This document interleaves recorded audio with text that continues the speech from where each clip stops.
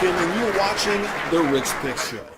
Well, time has really flown by this year, and as of the date of this recording, about 2/3 of the year has already passed. In that time, I've talked to a lot of originators, processors, and even some mortgage sales and operations managers, and they've shared their specific situations with me in search of some guidance. After hearing their scenarios, I usually have to say, I've got some good news, and I've got some bad news.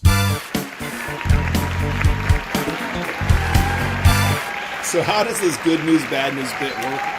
I'll share the scenario and then follow it with the good news and the bad news.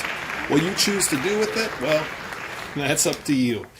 Here's the first scenario. You're in charge of a mortgage lending operation at the local bank and you've decided to originate VA business. Now the good news is there's a US Census website trick which would reveal that on average about 7% of bank depositors are veterans, which could result in a lot of VA home loans for you and a lot of fee income for your bank. The bad news is, while you've been deliberating on whether or not to offer these loans in the first place, those veterans have been going across the street to your competitor.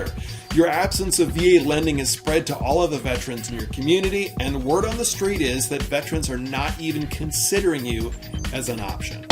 Scenario 2. You just had a potential borrower walk into your office asking about purchasing a home that needs a lot of work done. The good news is you have 5 agency renovation loans available to you. So the borrowers could buy a home with a low down payment, finance most of the rental costs, and possibly even up to 6 months of mortgage payments at the same time. You can definitely help them buy that place and help them create their dream home. The bad news is that you didn't know about any of the rental programs that were available to you and you didn't want to bother learning about any of them. So you told the prospect you didn't do renovation loans. The borrower left discouraged and you lost not only the potential of their new mortgage, but any of the cross sales stemming from the new relationship.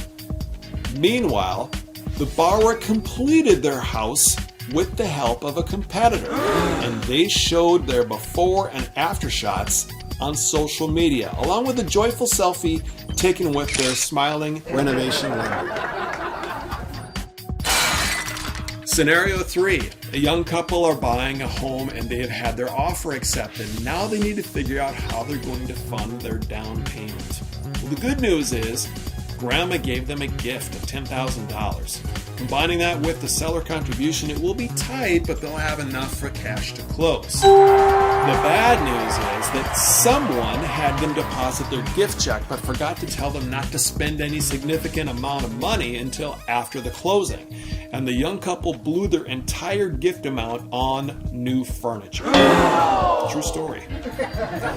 Scenario 4. You have a first-time home buyer that wants to buy a 3-unit property from their father as their primary residence with the least amount of down payment. The good news is FHA will allow them to buy that 3-unit property with only 3.5% down.